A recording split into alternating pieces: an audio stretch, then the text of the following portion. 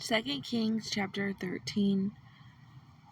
In the 23rd year of Joash, son of Ahaziah, sovereign of Judah, Jehoahaz, son of Yahu, began to reign over Israel in Shamaron, and reigned 17 years. And he did evil in the eyes of Yah, and followed the sins of Jeroboam, son of Nebat, who had made Israel sin. He did not turn away from them. And the displeasure of Yah burned against Israel, and he gave them into the hands of Hazael, sovereign of Aram, and into the hand of Benhadad, son of Hazael, all the days. Then Jehoahaz sought the face of Yah, and Yah listened to him. For he saw the oppression of Israel, because the sovereign of Aram oppressed them.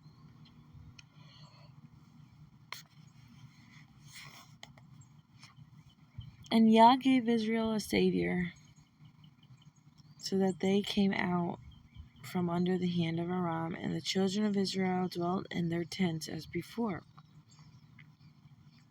However, they did not turn away from the sins of the house of Jeroboam, who had made Israel sin, but walked in them. Moreover, the Asherah also remained in Shamaron. For he left of the army of Jehoahaz only 50 horsemen, 10 chariots, and 10,000 footmen, and the sovereign of Aram had destroyed them, and made them like the dust of threshing. And the rest of the acts of Jehoahaz, and all that he did, and his might, are written in the book of the sovereigns of Israel. So Jehoahaz slept with his fathers, and they buried him in Shamaron, and Joash his son reigned in his place. In the 37th year of Joash, sovereign of Judah, Jehoash, son of Jehoahaz, began to reign over Israel in Shamaron 16 years. And he did evil in the eyes of Yah. He did not turn away from all the sins of Jeroboam, son of Nebat, who had made Israel sin. He walked in it. And the rest of the acts of Joash are, and all that he did, and his might that he fought against the Amaziah, sovereign of Judah, are written in the book of the kings of Israel. So Joash slept with his fathers, and Jeroboam sat on his throne, and Joash was buried in Shamaron with the sovereigns of Israel. Elisha had become sick with the sickness in which he died. And Joash, the sovereign of Israel, came down to him and wept over his face, and said, "O my father, the chariots of Israel and their horsemen."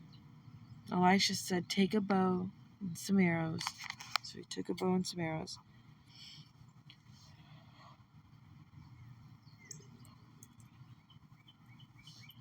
And he said to the sovereign of Israel, "Place your hand on the bow." So he placed his hand, and Elisha placed his hands on the hands of the sovereign, and said, "Open the east window." And he opened it. And Elisha said, "Shoot." And he shot. Then he said, "The arrow of deliverance of Yah, and the arrow of deliverance from Aram, for you shall smite Aram at Ephek until it is finished." Then he said, "Take the arrows." And he took them, and he said to the sovereign of Israel, "Strike the ground." And he struck 3 times, and stopped.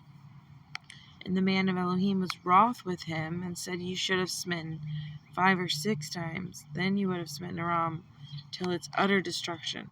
But now you shall smite Aram only 3 times. Elisha died, and they buried him. And the raiding bands from Moab came into the land in the spring of the year.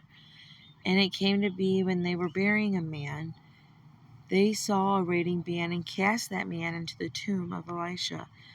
When the man fell and touched the bones of Elisha, he came to life and stood on his feet.